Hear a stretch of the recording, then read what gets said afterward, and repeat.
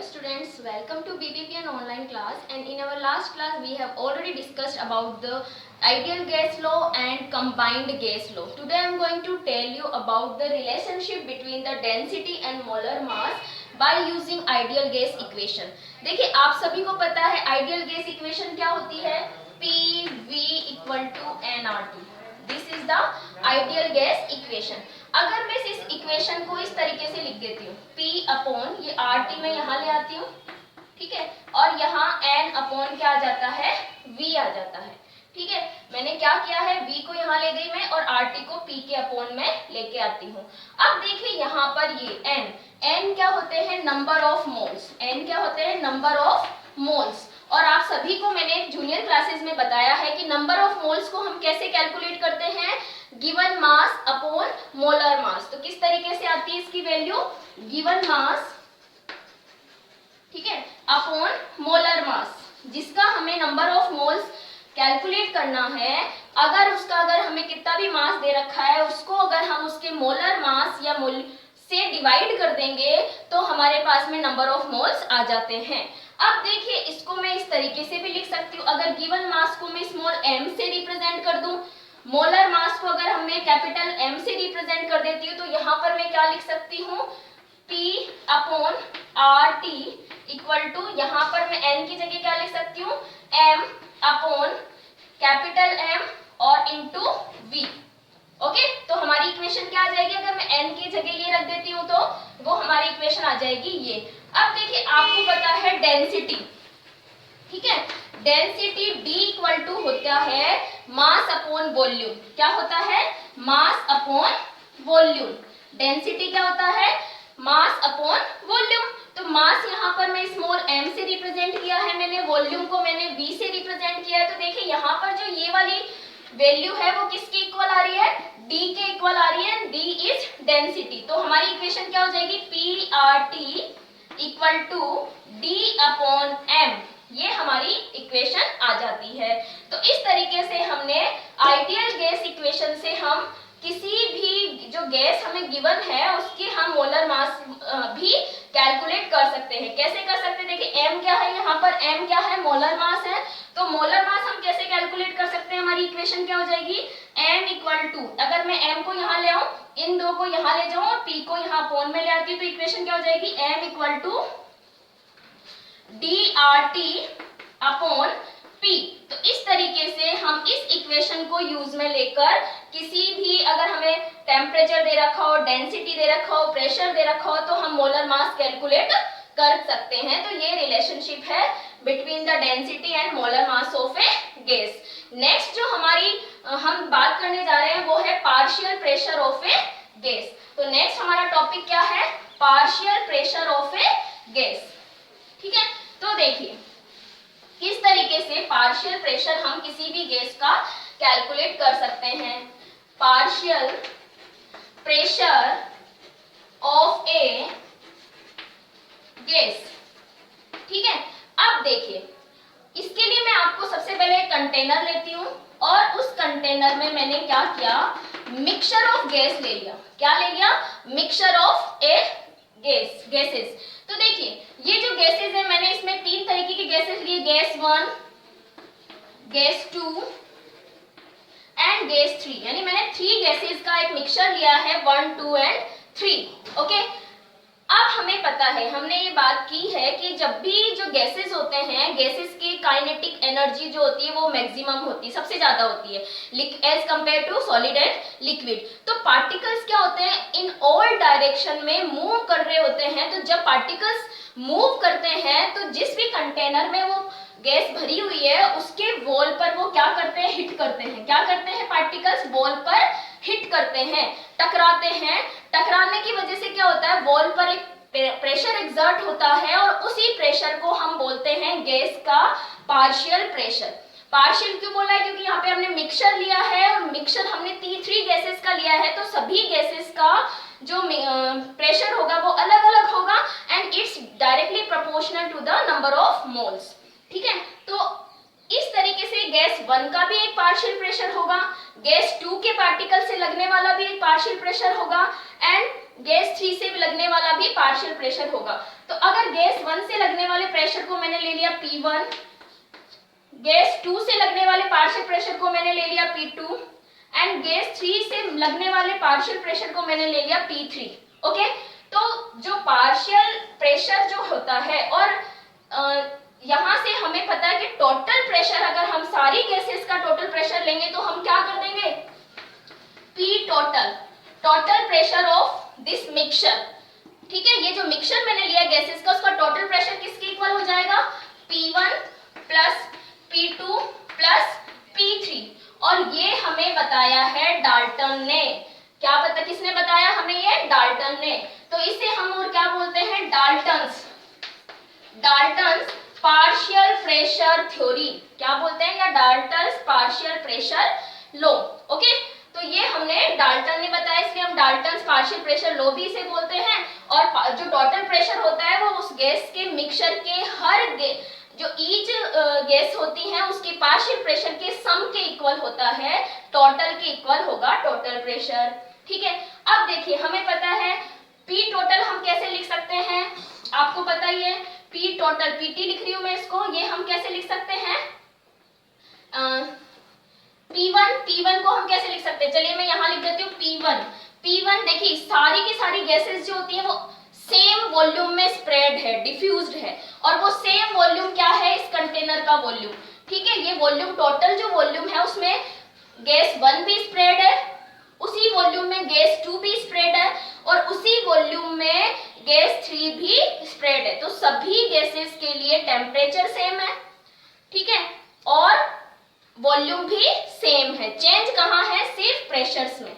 Okay, तो P1 हम कैसे लिख सकते हैं, आपको पता है PV इक्वल टू nRT होता है, आइडियल गैस इक्वेशन। इसी इक्वेशन से हमें लिखना है, तो हम क्या लिखेंगे, N1। क्यों लिखा मैंने N1, क्योंकि मैंने गैस 1 के जो नंबर ऑफ मोल्स है वो कितने लिए हैं, मैंने N1 क्या है, मोल्स ऑफ गैस 1। ठीक है, और N2 क्या है, मोल्स ऑफ गैस 2, और N3 क्या है, गैस मोल्स ऑफ गैस 3। ठीक है, अलग अलग गैसेस के अलग अलग मोल्स लिए हैं। तो देखिए P1 क्या हो जाएगा, N1, इसी इक्वेशन से N1RT अपॉन V। ठीक है, तो पार्शियल प्रेशर फर्स्ट गैस के लिए क्या हो जाएगा, N1RT अपॉन V। ओके, फिर इसी तरीके से मैं P2 लिख सकती हूँ, P2 क्या हो जाएगा, N2RT अपॉन V। ओके, और इसी तरीके से P3 हो जाएगा, P3 equal to N3RT upon V। तो ये मैंने अलग by using ideal gas equation, क्योंकि मैंने जो यहाँ मिक्सचर लिया है इसका भी आप ध्यान रखिए, यहाँ जो हम मिक्सचर लेते हैं वो कैसा होता है, नॉन रिएक्टिव गैसेस का होता है, नॉन रिएक्टिव गैसेस का, क्योंकि उसी पर ये जो पार्शियल प्रेशर लॉ है वो डिपेंड करता है। तो देखिए ये मैंने पार्शियल प्रेशर कैलकुलेट कर लिया गैस 1 के लिए, ये गैस 2 के लिए, ये गैस 3 के लिए। अब मैं इन तीनों की वैल्यूज को यहाँ पे पुट कर देती हूँ। ठीक है, तो जैसे मैं यहाँ पुट करती हूँ तो देखिए क्या होगा, P1 की जगह मैं रखूंगी N1RT upon V plus N2RT upon V plus N3RT upon V। Okay, और यहाँ से भी मैं क्या रख सकती हूँ, आपको पता ही है, यहाँ से मैं क्या रख सकती हूँ, टोटल जो है यहाँ पर नंबर ऑफ मोल्स टोटल हो जाएंगे, तो यहाँ पर भी PT की जगह मैं क्या रख सकती हूँ, NRT अपॉन V, ये रख सकती हूँ। ठीक है, तो देखिए अब क्या होता है, यहाँ से मैं लिख लेती हूँ इसको N1 plus N2 plus N3, क्योंकि ये तो क्या है, ये जो वैल्यू है वो तीनों में क्या है, कॉमन है।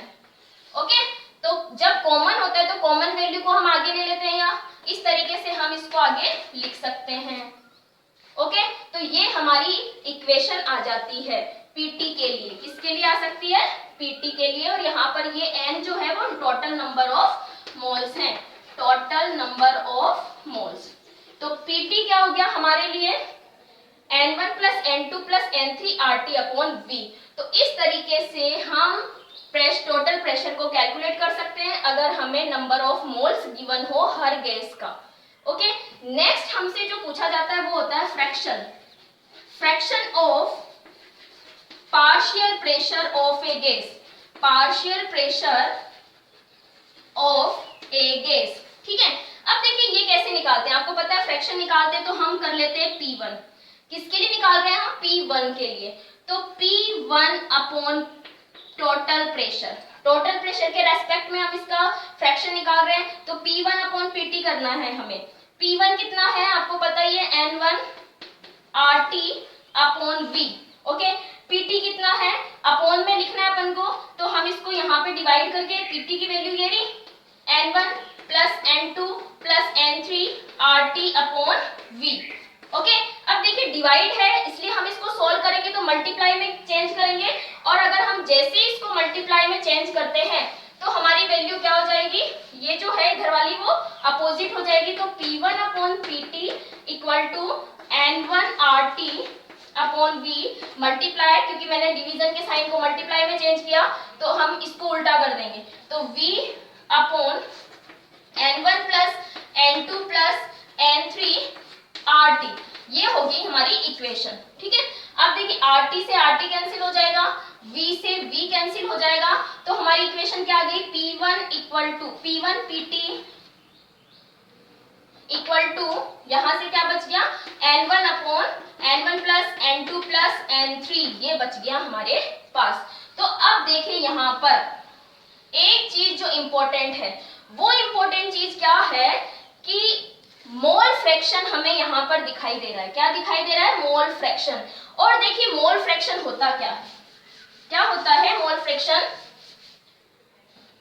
मोल फ्रैक्शन हम जब भी कैलकुलेट करते हैं, देखिए इनके बारे में हम चैप्टर 1 में डिस्कस करेंगे जब हम चैप्टर 1 पढ़ेंगे। ठीक है, तो मोल फ्रैक्शन कैसे कैलकुलेट करते हैं, जिस भी गैस के लिए हमें मोल फ्रैक्शन कैलकुलेट करना है तो सबसे पहले तो उसी गैस के नंबर ऑफ मोल्स लेंगे हम, number of moles of A gas, उस गैस के हमें नंबर ऑफ मोल्स लेने हैं। फिर अपॉन में हमें क्या करना है, टोटल नंबर ऑफ मोल्स को रखना है। किसको रखना है, total number of moles of a mixture, जो भी मिक्सचर है उसमें टोटल नंबर ऑफ मोल्स होते हैं, उनको अपॉन में रखना है। तो देखिए क्या ये वही आ रहा है क्या, ये तो हो गया number of moles A gas, and upon में क्या है, टोटल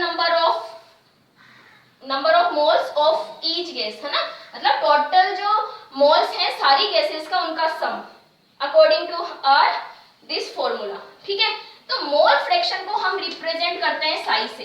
किससे रिप्रेजेंट करते हैं, साई से, या एक्स से भी रिप्रेजेंट किया जाता है।